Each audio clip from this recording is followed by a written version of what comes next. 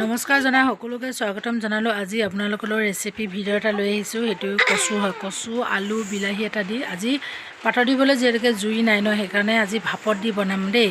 তলত কেৰাহীটো মানে এটা চৌ বহাই দিলোঁ, ওপৰত এইটোৱে এতিয়া ধুনীয়াকৈ ধুই মেলি এইখিনি বহাই দিলোঁ। আৰু এইফালে লগত দিবৰ কাৰণে একদম তাৰ ঢাকনি দুখন দি দিলোঁ, যাতে ইয়াৰ ভাপটো ওপৰলৈ উৰি যাব নোৱাৰে। সেইকাৰণে দুখনকৈ দি দিছোঁ দেই। ধুনীয়াকৈ সিজাই ল'ম এতিয়া, আৰু চাই থাকিব কি কৰিম আৰু দেখুৱাই থাকিম।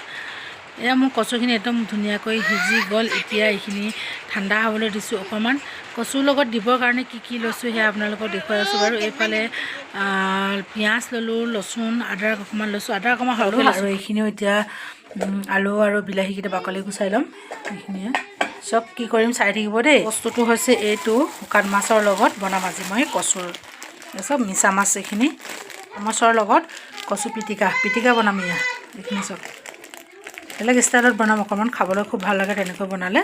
কেৰাহীখন গৰম হোৱাত তেল দিলোঁ, এটা শুকান জলকীয়া দিছোঁ, লগতে মাছখিনি একদম ধুনীয়াকৈ গুড়ি খুন্দি ল'লোঁ, অলপ গৰম কৰি ল'লোঁ। তাৰপিছতে এতিয়া লচুনেৰে তেল মাৰি লৈছোঁ। ফাৰ্ষ্ট পিঁয়াজখিনি এতিয়াহে দিম মই। লচুনে আগতেৰে তেল মাৰিলে এনেকৈ বনালে কচু শাকটো খুব ভাল লাগে খাই। আৰু বিলাহীটো দিলোঁ, বিলাহীটো যিহেতুকে সিজাই হয় অকণমান ভাঙিলোঁ। পিঁয়াজৰ কেঁচা আৰু লচুনৰ পিঁয়াজৰ কেঁচা গোন্ধটো যোৱালৈকে ভাজি ল'লোঁ। নিমখ নিজৰ সোৱাদ অনুসৰি দিলোঁ, হালধি নিদিওঁ মই। এইফালে আদাখিনি দিলোঁ, এতিয়া দিছোঁ আদাখিনি। বিলাহীটো যিহেতুকে সিজাই হয় বৰ বেছিকৈ ভাজি থাকিব নালাগে। এতিয়া দি দিলোঁ ভোট জলকীয়া, কচু শাকত ভোট জলকীয়া মেইন, আৰু খুন্দি লোৱা মাছখিনি দি দিলোঁ। তাতে কেইটামান জালুকৰ গুটিও খুন্দি লৈছোঁ এইফালে। এতিয়া দিলোঁ কচুখিনি সিজাই হয় যিহেতুকে বৰ বেছিকৈ সিজাবও নালাগে। যিহেতুকে এইখিনি একদম পূৰা ভোট জলকীয়াটো বৰ বেছিকৈ ভাঙি দিয়া নাই, মানে বহুত জাল হৈ যাব যে।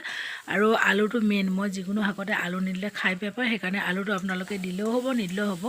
আৰু এইখিনি সময়তে আপোনালোকে সৰহকৈ পানী দি জোল বনায়ো খাব পাৰে। বিৰাট ধুনীয়া এটা গোন্ধ আহি আছে শুকান মাছৰ লগতে লচুনৰ খুব এটা গোন্ধ আহিছে, জালুকৰ। তাতে অকণমান পানী দি দিলোঁ দেই, অকণমান যাতে গোটেইখিনি ধুনীয়াকৈ মিক্স হৈ যায়। সেইকাৰণে বিৰাট ধুনীয়া, সঁচাকৈ কৈছোঁ বিৰাট ধুনীয়া গুণ এটা আহি আছে। আপোনালোকে যদি খোৱা নাই এনেকৈ এবাৰ খাই চাব। এনেকৈ মানে জোল অকণমানো বনাই ল'ব পাৰে, কিন্তু মই পানী দিছিলোঁ যিহেতুকে পানীখিনি পূৰা শুকুৱাই দিলোঁ। যিহেতুকে চাটনি বনাইছোঁ ন, সেইকাৰণে শুকুৱাই দিলোঁ।